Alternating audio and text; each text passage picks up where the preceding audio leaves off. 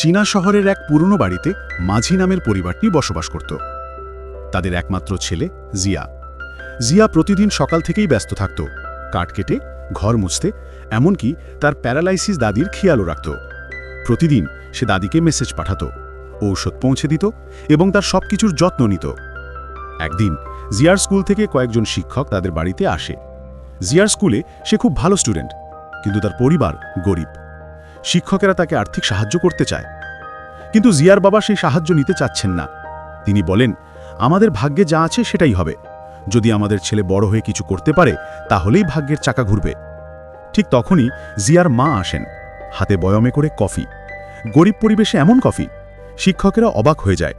জিয়ার বাবা বিষয়টি বুঝে দ্রুত শিক্ষকদের বিদায় জানান। একজন শিক্ষক অবাক হয়ে জিয়াকে জিজ্ঞেস করে, এরা কি আসলেই তোমার বাবা মা? জিয়ার মা তখন ময়লা কাপড়গুলো পরিষ্কার ও আয়রন করে নতুন কাপড়ের সাথে পাল্টে দেন। জিয়ার বাবা দাদিকে বলে, আমরা বাইরে যাচ্ছি, তুমি জিয়ার সাথে ইংরেজি প্র্যাকটিস করো। বাইরে দামি গাড়ি দাঁড়িয়ে আছে, কিন্তু স্পন্সরের গাড়ি পাশ দিয়ে চলে যায়। জিয়ার বাবা মাকে হালকা বকা দেন, যেন জিয়ার চোখ এড়িয়ে যায়। দাদি প্যারালাইসিসের পরও জিয়ার স্কুলে যাওয়ার পথ মনিটর করছেন। ওয়াকিটকিতে তিনি রাস্তার সবাইকে নির্দেশ দেন, ড্রাইভার, ঝাড়ুদার, দোকানদার, যেন জিয়া ঠিকভাবে স্কুলে পৌঁছায়। রাস্তার পথে হঠাৎ এক ফরেনার কাপল জিয়ার কাছে ইংরেজিতে অ্যাড্রেস জানতে চায়। জিয়া তার দক্ষ ইংরেজিতে তাদের পথ দেখিয়ে দেয়। আসলে তারা জিয়ার বাবার পরিকল্পনার অংশ।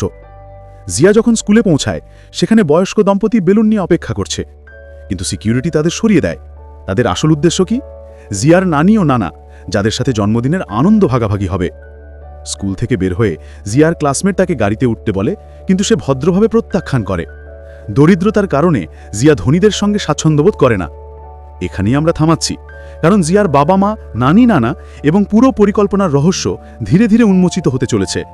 জানতে হবে জিয়ার বাবা কেনই অভিনয় করছেন, জিয়ার শিক্ষার আসল লক্ষ্য কী।